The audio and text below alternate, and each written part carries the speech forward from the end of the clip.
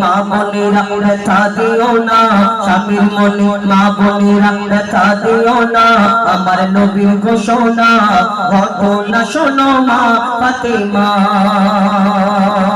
ঘটনা শোনো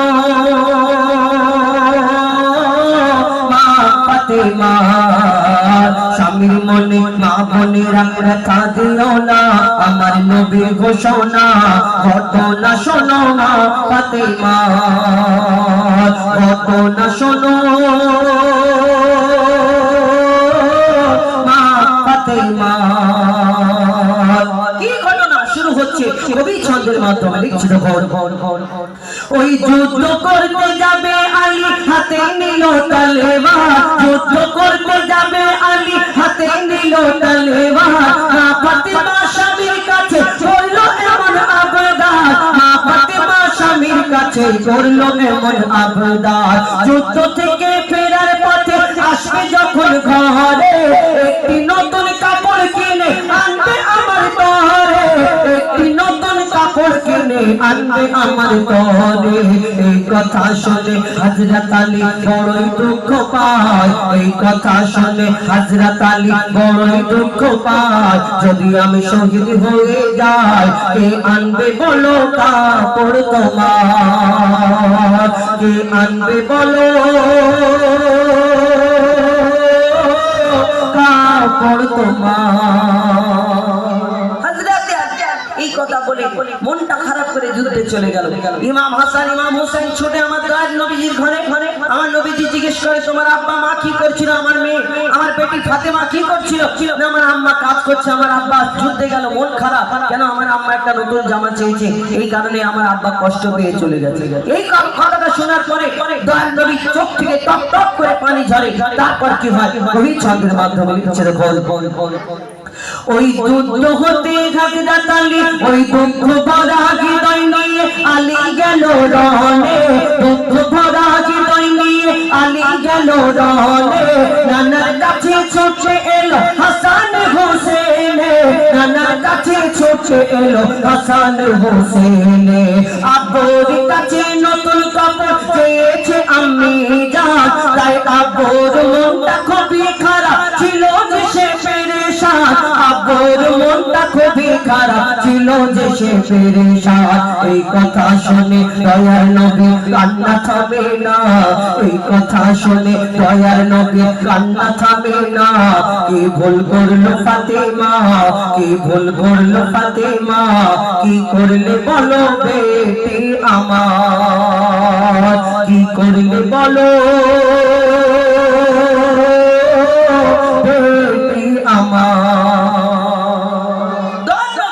বড় কষ্ট পেয়েছে, শুধু কাঁদে, আর এইদিকে কি হয়, এইদিকে হযরত আলী যুদ্ধে চলে গেল, মা ফাতেমা বাড়িতে কাজ করে, কিন্তু আমার দয়ার নবী প্রত্যেকদিন আমার মা ফাতেমার বাড়িতে দেখা করতে যেতেন, খোঁজ খবর নিতে যেতেন, কিন্তু মা ফাতেমা দেখছে একদিন হয়ে গেল, দুদিন হয়ে গেল, 3 দিন হয়ে গেল, আমার বাড়িতে আমার আব্বা আসে না, মা ফাতেমার বাড়িতে 3 দিন আমার দয়ার নবী যায় না, কষ্ট পেয়েছে। আমার মা ফাতেমা চিন্তা করে কি হয়, আমার আব্বা কেন আমার বাড়ি আসে না, কেন কি হলো এমন, আমার আব্বার শরীর খারাপ নাকি, মা ফাতেমা ছুটতে ছুটতে দয়ার নবীর ঘরের সামনে চলে গেল, নবীজিকে সালাম দেওয়ার পরে আমার নবীজি সালামের উত্তর দিয়ে অন্যদিকে তাকায়, যে ফাতেমাকে না দেখে থাকতে পারে না সেই ফাতেমার দিকে তাকিয়ে দেখে না।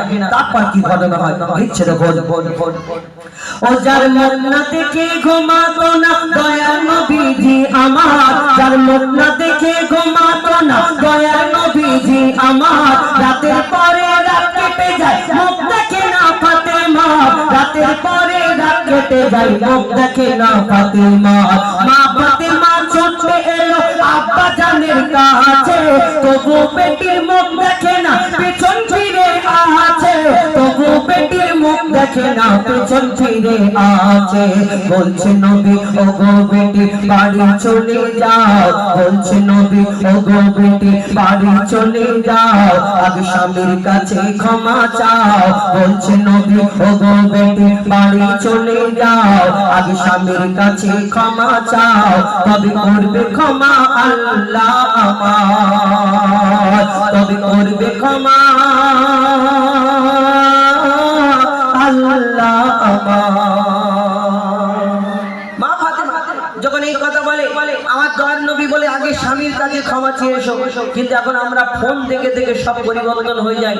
এখন এই শর্ট ভিডিওর মাধ্যমে এই দুনিয়াতে আমরা এর ভিতরে ঢুকে যাই। আমরা এই ফোন দেখে দেখে আমরা কি করি, একজন একজনকে খারাপ ভাবতে লাগি।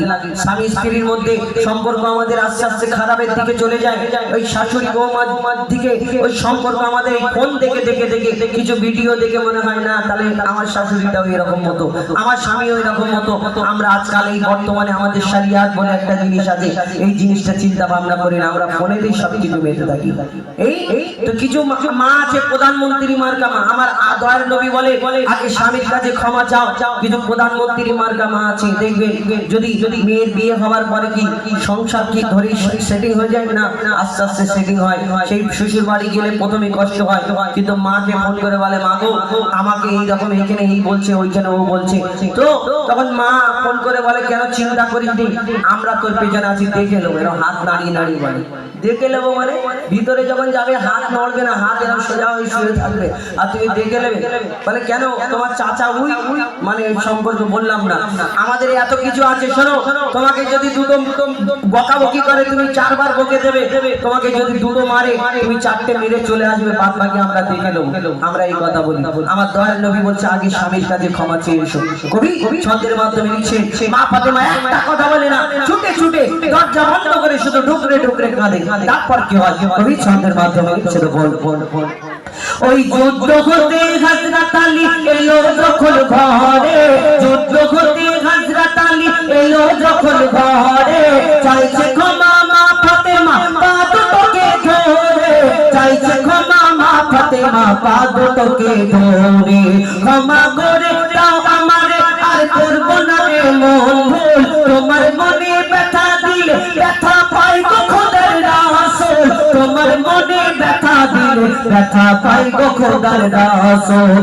আলী ফাতেমা হাসান হোসেন নবীর কাছে যায়, আলী ফাতেমা হাসান হোসেন নবীর কাছে যায়, নবী মোর দেখে শান্তি পায়, এমন ভুল কখনো করো না গো আর, এমন ভুল কখনো করো না গো এসে বললেন ইয়া রাসূলুল্লাহ আপনার মেয়ের জন্য আমি কষ্ট পাইনি, আপনি কষ্ট পাবেন না। এই কথা শোনার পরে আমার দয়ার নবী সেদিন মা ফাতেমাকে উম্মতে শিক্ষার জন্য কি বললেন, শেষ কথায় কবির মনে ফারিয়া লিখছে দেখুন। ও তখন বলছে নবী আল আরাবি শোনো বেটি ফাতেমা, বলছে নবী আল আরাবি শোনো বেটি ফাতেমা, আলী যদি আজ তোমাকে না করিত ক্ষমা, আলী যদি আজ তোমাকে না করিত ক্ষমা, আমি তোমার আব্বা তোমাকে ক্ষমা করতাম না, স্বামীকে যে দুঃখ দেবে আমি নবী তাকে চিনব না, স্বামীকে যে দুঃখ দেবে নবী তাকে চিনবে না। কেমন শিক্ষা দিয়ে গেল নবী তো জাহাজ, কেমন শিক্ষা দিয়ে গেল নবী তো জাহাজ, বলে মঈদুল ইসলাম ভুল ছিল না মা ফাতেমা, ভুল ছিল না মা ফাতেমা, স্বামীর মনে মা বোনেরা ব্যথা দিও না, আমার নবীর ঘোষণা ঘটনা শোনো মা ফাতেমা, ঘটনা শোনো মা ফাতেমা। একটি ঘটনামূলক গজল আপনাদের